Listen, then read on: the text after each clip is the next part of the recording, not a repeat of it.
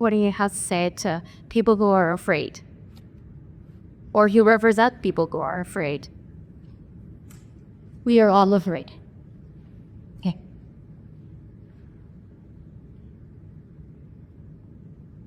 That's what I say.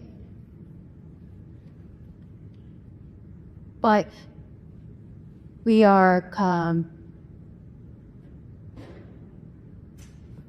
we're in a tight place where I don't know. I certainly am not. I have not been here before.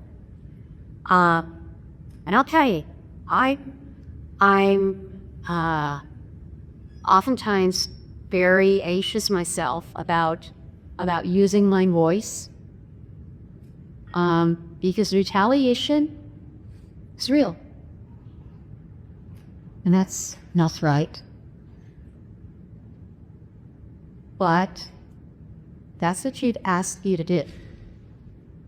And so I'm going to use my voice to the best of my ability. And sometimes it will be viewed in a way that, well, that's pretty confrontational. And other times he's going to be using my mother's charm that I learned as a young girl, and in direct communication with those that I made relationships with, and able to affect some change that way. And I got to figure out how I can do my best to help the many who are so anxious and are so afraid. That was Republican Senator Lisa Murkowski, and it's a pretty shocking statement to hear the words, "we are all afraid," from a member of Trump's own party. So let's dig into this a bit, because there are two ways to think about this. The first is that it is easy, trust me, very, very easy to want to disparage this person for being part of the very machine that has so emboldened Trump for all of these years. And that's true. And it makes me angry, and I'm sure it makes you angry too. And you can't be blamed for looking at all of these people, whether their contributions to Trumpism have been big or small, and wanting to simply say, fuck you. You are part of the problem. You are why we are here. I don't have sympathy for someone who is a willful accomplice in any way, allowing for the rise of Trumpism. The reality is that Murkowski is a Republican. When she won as a Republican, her victory meant that a Republican majority leader would be that much closer to running the Senate, which means that Trump would be able to advance his agenda that much more easily. In other words, there is no world in which the culpability of every single Republican elected official isn't apparent.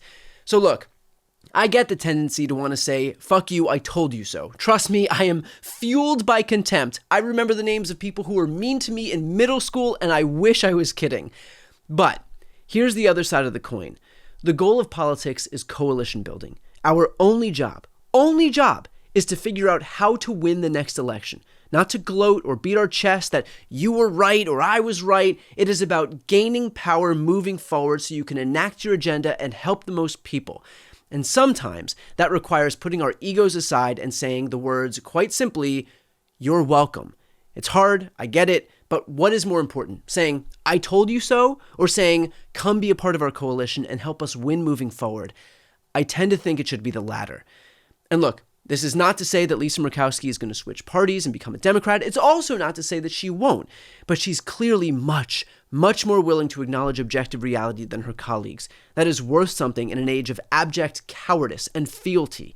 Ronna McDaniel Romney literally changed her last name in her blind obedience to Donald Trump, which is to say, this is not a normal political party. This is a cult of worshipers bowing at the altar of their God King. And so if Murkowski is capable and willing of bucking that trend, we should encourage it instead of shaming her. I should also note, at the risk of sounding like I'm doing Murkowski apologia, that she has publicly defied Donald Trump before. She has voted to convict him in the Senate trial.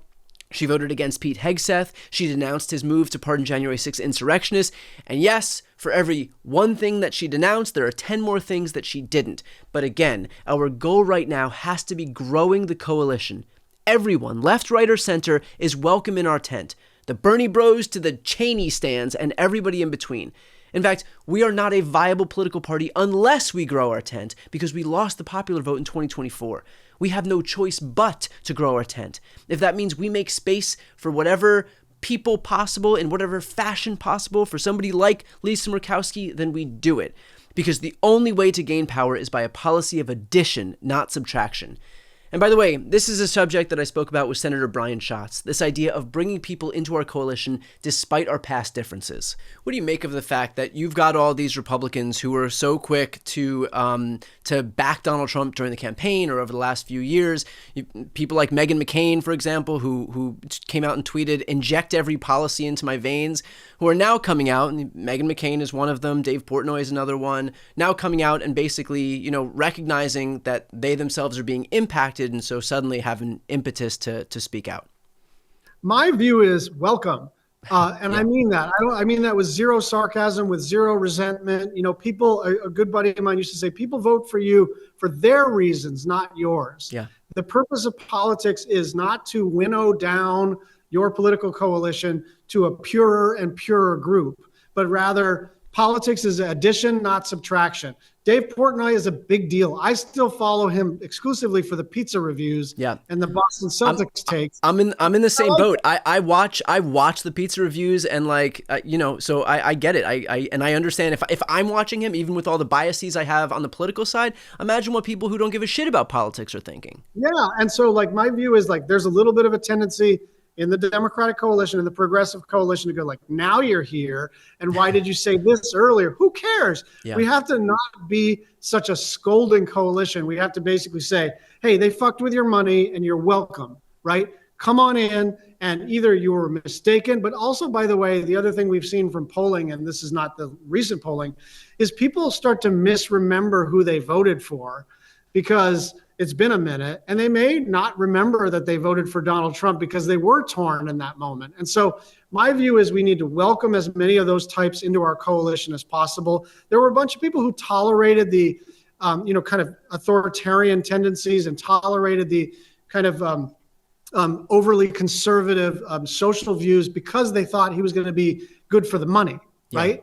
Now he's not good for the money. And there are other people who tolerated this kind of overly friendly with Wall Street stuff because they thought he was going to be, sort of cruel to the people that they hated. Those people, I don't think we're ever going to get back. And, but I do think the reason we lost, and we lost decisively on one level, but still by 1.5%. So the reason we lost is some tiny little percentage of people said, I don't like prices. I don't like Biden because he's old. I don't like what I've been paying. And when I remember the Trump administration from the first time, I remember money in my pocket, right? And maybe they're misremembering, or maybe they're remembering correctly because during COVID, we did have a bunch of cash payments out to people. So there were a bunch of people who were very low income, low asset, levels, but they had $7,000 in the bank. They were out of credit card debt, if only for 6 or 12 months. And they wanted to go back to that time. So once you start messing with people's money, I think we should not assume that there are any permanent realignments and those alignments only go against us, right? There was a bit of a realignment in the last election. It's a very real thing. But now we need to think about the veterans that have been laid off, the people who depend on Social Security, the parks workers, the FAA folks, the current and former military people, civilian and military, and then anybody of the 60% of the Americans who've got money in the stock market, either individual stocks or mutual funds, 401ks, 403bs, everybody's welcome in our coalition. If you hate all this shit, you're part of the team. So please, keep in mind as we move forward that we are not here to impose purity tests. This is not marriage. It is not church. We're not looking for spiritual leaders or life partners. We're not looking for perfection. This is politics. The job from today onward is adding as many people to our coalition as possible, as imperfect or, hell, downright deplorable as we may perceive them to be. I would rather be part of a coalition that I agree with 75% of the time that has power than a coalition that I agree with 100% of the time that has no power. And I presume the rest of you agree. And so my posture here for anybody willing to buck Trump is quite simply, welcome. Before you go, if you enjoyed this content and you want to see more and support independent media, please subscribe to this channel. The subscribe button will be right here on the screen. But second, the reality is that we are now in a political environment where this administration can lean on any of the social media platforms to suppress certain voices if they don't like critical coverage. That means my longevity here is in the hands of a few tech billionaires who are already making it clear that they are willing to cater to this administration. To that end, signing up for my newsletter is a way for me to reach you directly if that ever becomes necessary. I'll put the link right here on the screen as well, so please sign up. It's free, but there's also an option to do a paid subscription if you'd like to support me and my team. I really appreciate it. Thanks so much for watching.